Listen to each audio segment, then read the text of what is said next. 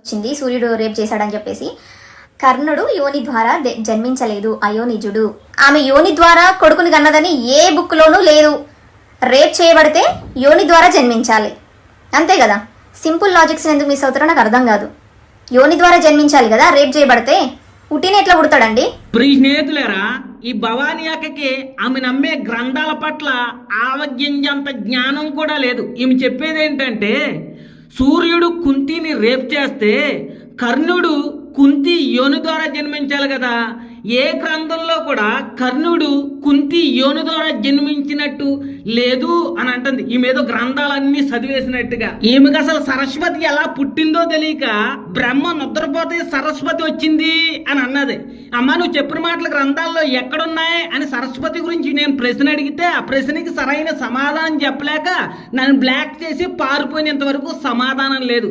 ఓ భవానీ, నువ్వు మాట్లాడిన మాటలకి నీ ప్రవచనకర్తలు కూడా చెప్పలేని విధంగా గ్రంథాల ఆధారంగా చెప్తున్నాను.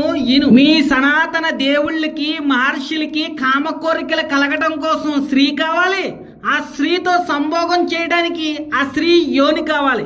కానీ పిల్లలు పుట్టడానికి తల్లితోటి గర్భంతో తల్లి యోనితో సంబంధం లేకుండా మీ దేవుళ్ళు ఎలా పడితే అలాగ వీర్యం కాచుకుంటే ఆ వీర్యం ద్వారా ఎలా పడితే అలాగ పిల్లలు పుట్టేతారో తల్లి యోనితో సంబంధం లేకుండా. ఉదాహరణకి శివపార్వతులు ఇద్దరు 100 దివ్య సంవత్సరాల నుంచి సంభోగం చేసుకుంటా ఉంటే అక్కడ కొంతమంది దేవుళ్ళు దేవతలు వచ్చి అర్జెంటుగా మీ సంభోగాన్ని ఆపేయండి, మీ ద్వారా పుట్టేటువంటి భూతం భయంకరమైంది, సంభోగాన్ని ఆపేయండి అని కేకలేస్తా ఉంటే ఆ కేకలకి శివుడు బయటకు వచ్చి నా వీర్యం బయటకు వచ్చేస్తుంది, నేనేం చేయాలి అని అడిగితే వాళ్ళు ఒక సలహా ఇస్తారు, నీ వీర్యాన్ని భూమి మీద వదిలిపెట్టే అని.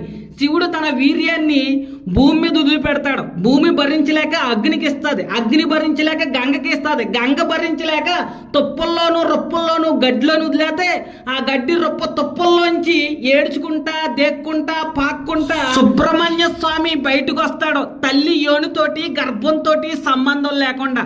2 దేవతలకు గురువైనటువంటి బృహస్పతి గర్భవతైనటువంటి వధుంతో బలమితంగా సంభోగం చేసి ఆమె యోనిలో వీర్యం వదిలితే ఆ వీర్యం యోనిలోకి వెళ్లకుండా బయట పడిపోయిందంట.